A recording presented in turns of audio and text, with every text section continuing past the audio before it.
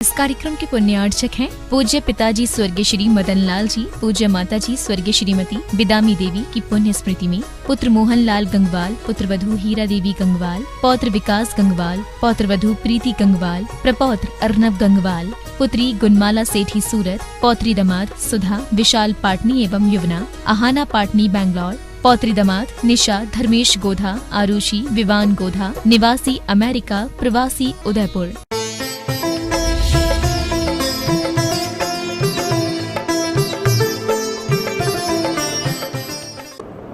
क्या जीवन है, आपस में प्रेम नदारद हो गया है, विश्वास की बात ही नहीं रही। कैसे मिलकर के धर्म ध्यान करेंगे? पहले के समय पर दंपति मिलकर के धर्म ध्यान किया करते थे, आहार दान दिया करते थे। आजकल एक है तो दूसरा नहीं, दूसरी है तो वो नहीं है। ऐसी स्थितियां पैदा हो रही है। किराए के लोगों को लाते हैं, आहार दान आदि दे देते हैं, काम चला रहे हैं, जैसे तैसे जिंदगी को दौड़ा रहे हैं। कुछ तत्व की बात नहीं मिल पा रही है। इसलिए सुनिएगा बड़े गौर से ज्ञान धारा को। कैसे थे ये दंपति जिन्होंने एक नहीं, दो नहीं, 4 पुत्रों को जन्म दिया और चारों के चारों ही पुत्र संत हो गए, पंच महाव्रत के धारी हो गए। वाह, धन्य है। क्या संस्कार दिए होंगे माँ श्रीमती ने। और क्या कहती है माँ श्रीमती? आज स्वाध्याय किया और सच कहूं तो आप ही की सन्निधि का परिणाम है। आपकी सात्विकता, नैतिकता से ही हुआ यह काम है। वाह, देखो सारा श्रेय किसको दे दिया? पति को दे दिया। जो आपने धर्म के लिए मुझे स्वतंत्रता दी, गृह में ही स्वर्ग सी शांति और अच्छे मित्र सी निकटता दी। क्या बात है। पति मतलब क्या है? श्रेष्ठतम मित्र, जिससे हम दिल की हर बात कह सकते हैं और हमारे जिंदगी के हर सफर में, हर मोड़ पर काम में आते हैं। वह है पति। ऐसा परम मित्र। कई तरह के मित्र होते हैं।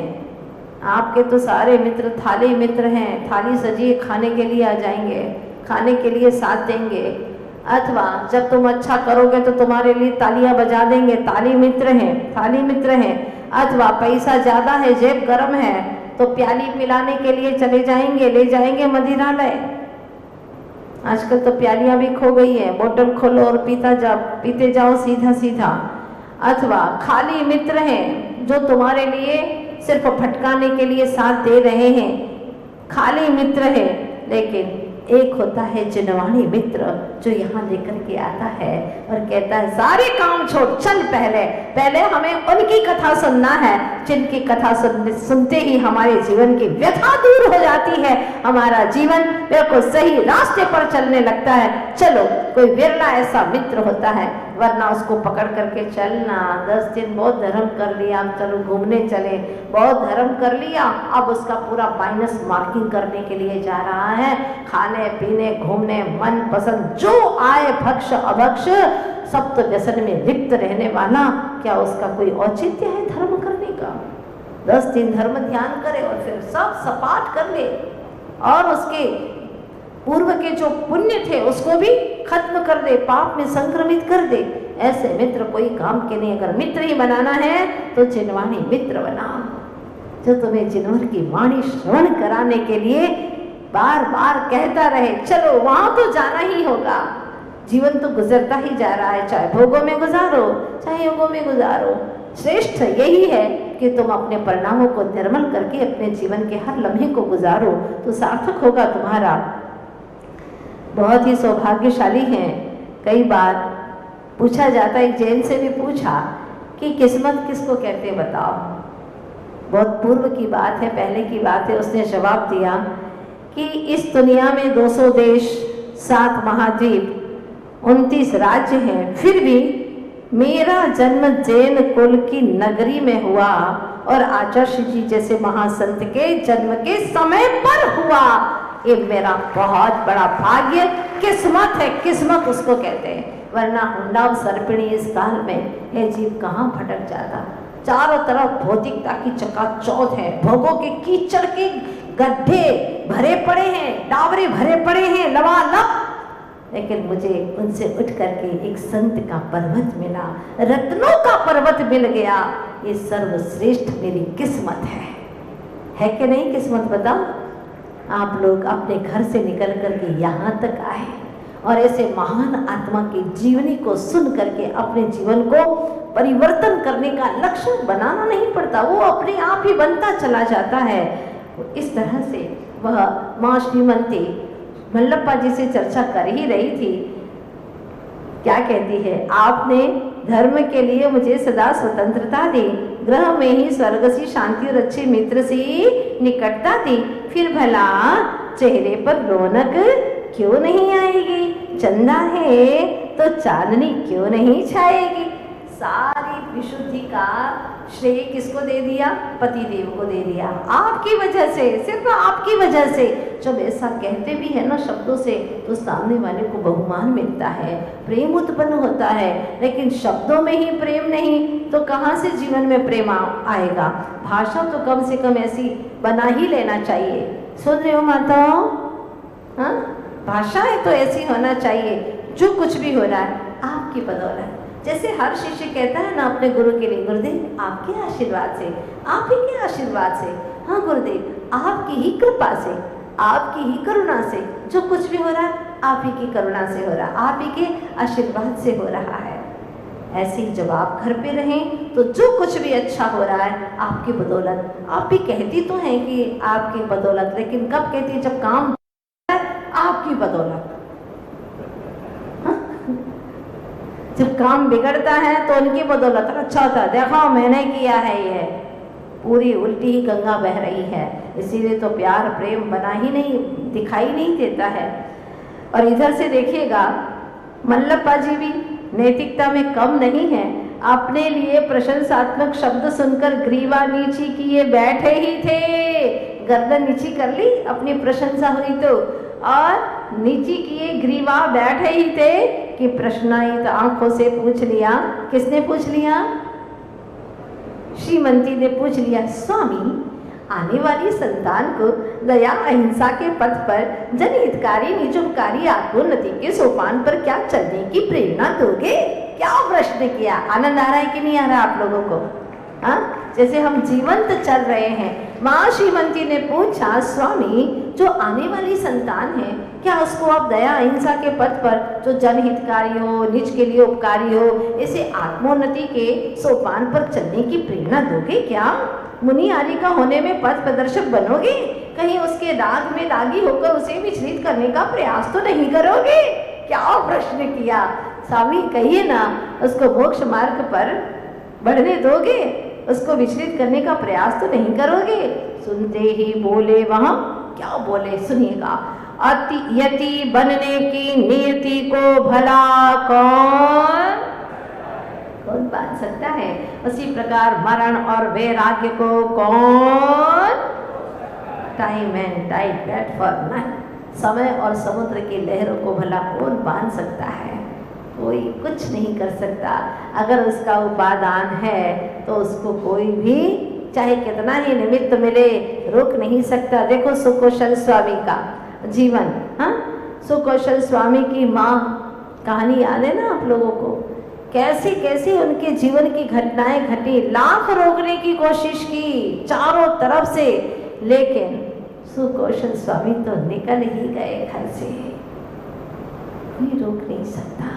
चाहे तुम सांकले लगा लो, ताले जड़ दो, लेकिन जिसको वैराग्य हो जाता है वो घर में रह नहीं सकता, वो भवन में रह नहीं सकता। आत्म भवन में जाए बिना वो चैन ही नहीं पाता। निश्चित बात है, बहुत महत्वपूर्ण है जीवन की घटना। क्या कह रहे हैं कि यति बनने की नीति को भला कौन थाम सकता है? समय और समुद्र की लहरों को भला कौन बांध सकता है? उसी प्रकार मरण और वैराग्य को। बहुत सुंदर सुंदर कविता है, आप चाहें तो याद कर सकते हैं इन कविताओं को।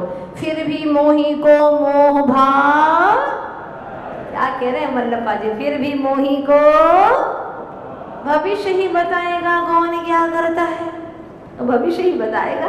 वो तो खुद मल्ली सागर जी बन गए, कहकर यह धीरे से दूसरे कक्ष में जाकर बैठ गए। प्रातः होते ही आया एक सौदागर, हाथ में एक झूला लेकर, सुंदर गूंथे हैं जिसमें छोटे बड़े आकर्षक मोती नगों की लटकती, बीच बीच में घुंघरू, देखता ही रहे एकटक। मंगल का सूचक है यह, पुण्य पुरुष के जन्म का प्रतीक है यह। जब पुण्य पुरुषों का जन्म होता है ना, तो जन्म के पहले ही उनके सब अपने आप ही व्यवस्थाएं होने लगती है। अभी जन्म नहीं हुआ है, फिर भी जन्म के पहले ही सौदागर झूला लेकर के आ गया। झूलेगा कहाँ पर, उसको परेशानी ना हो, तो सौदागर अपने मन से ही आया है, उसे क्या पता। लेकिन उस पुण्य पुरुष का इतना प्रबल पुण्य है कि उनके निमित्त से एक सौदागर झूला लेकर के आया है और माँ उसको ले लेती है, खरीद लेती है। आज दोपहर से ही बदन पर हल्की सी वेदना की, प्रसव काल निकट जानकर श्रीमती के मन में अनेकों, किंतु चेतना में वेदना के क्षणों में भी शुभ रूप वेदना है, फिर भी शुभ भावनाओं में कमी नहीं आई। नहीं तो चिल्लाएंगी, रोएंगी, लेकिन धन्य है वह माँ श्रीमती, प्रभु के चिंतन में खोई हुई है। प्रतिकूल पलों में भी पवित्र विचार बनाए रखने की अद्भुत क्षमता, पल पल मन की प्रसन्नता जन्म जाते ही पाई है। किसने? माँ श्रीमती ने। पूर्व भव से पुण्य की सौगात लेकर ही यह, तभी तो इन्हीं के गर्भ में अवतरित हुआ यह पावन ज्ञानी। प्रतिकूलता में भी भव का कूल देख लेता है, भव का किनारा देख लेता है, और अज्ञानी को सब अनुकूल है, फिर भी वह रोता ही रोता रहता है, रोता ही रोता रहता है। ये नहीं है, वो नहीं है, संसार है, यहाँ सर्व सुख तो किसी को मिलेगा ही नहीं। संसार में सुख सर्वदा काहू को ना दिखे, कोई तन दुखी, कोई मन दुखी, कोई धन दुखी दिखे।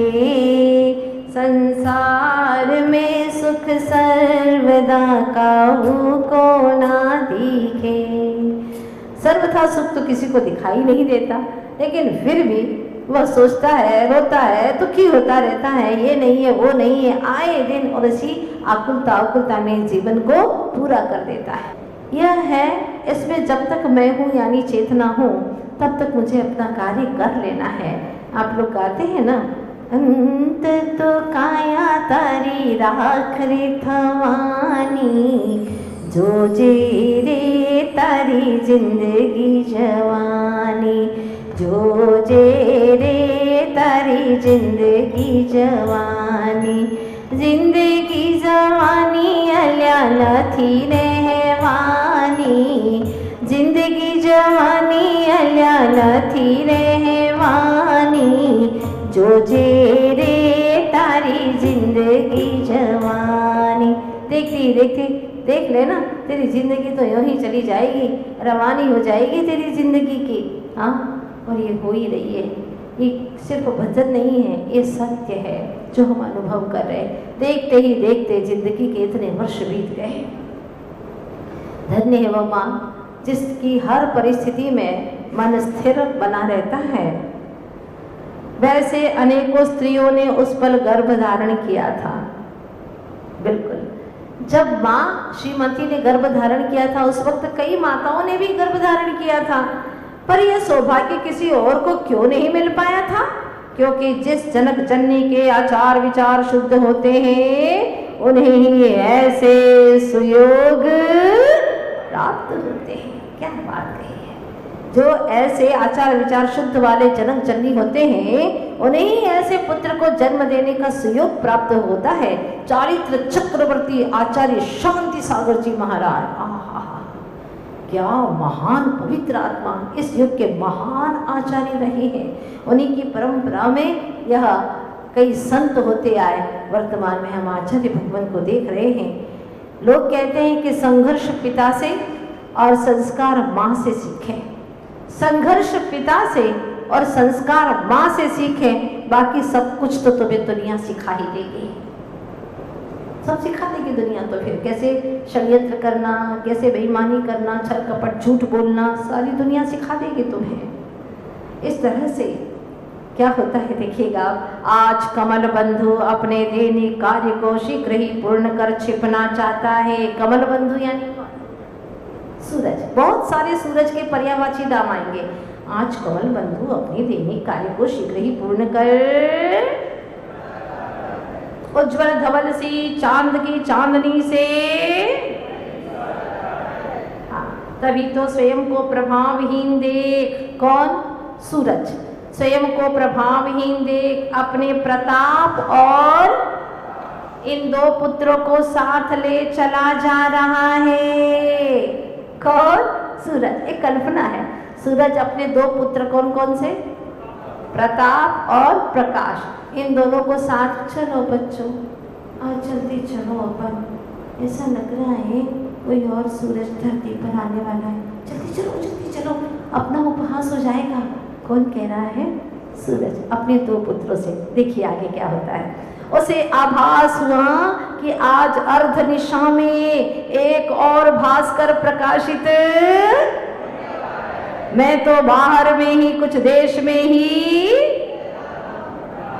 हाँ मैं तो बाहर में कुछ देश में ही फैलाता हूँ प्रकाश, किंतु वह कौन?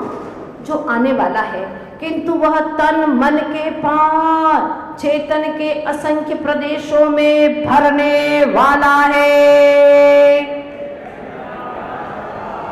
चैतन्य ज्ञान प्रकाश को भरने वाला। इसलिए चलो बेटा जल्दी चलो। कौन से बच्चे थे?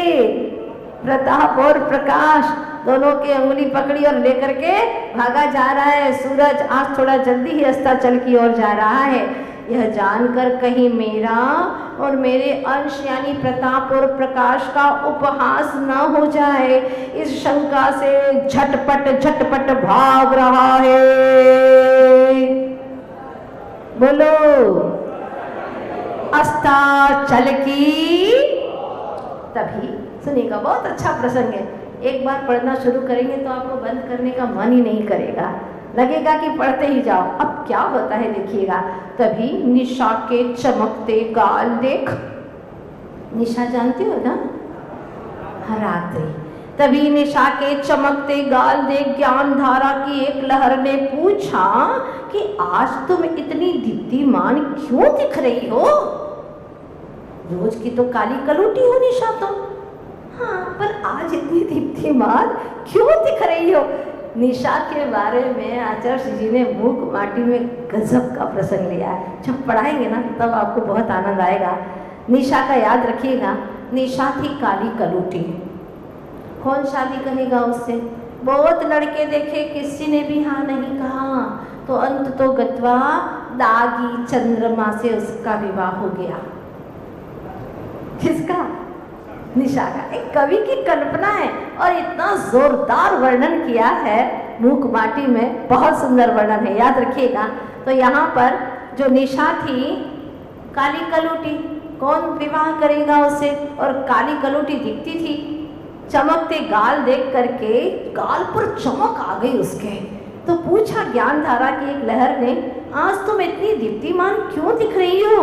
उल्लसित अधरों से उमंगायित वचनों से बोली वह। कौन बोली? निशा। यह जो द्युति तुम्हें दिखाई दे रही है वह आगत का स्वागत करते समय उसी की कांति का बड़ा प्रभाव है। आगत यानी जो आने वाला है ना, मैं उसका स्वागत करने गई थी, उसका स्वागत करने गई तो उसकी जो कांति है ना, उसकी कांति का प्रभाव मेरे गाल पर पड़ गया, इसलिए चमक दिखाई दे रही है तुम्हें। प्यारा प्रसंग है। ऐसे अच्छे स्थान से मैं भी आप लोगों को हटाना नहीं चाहती हूँ। और बालक विद्याधर का जन्म होने वाला है।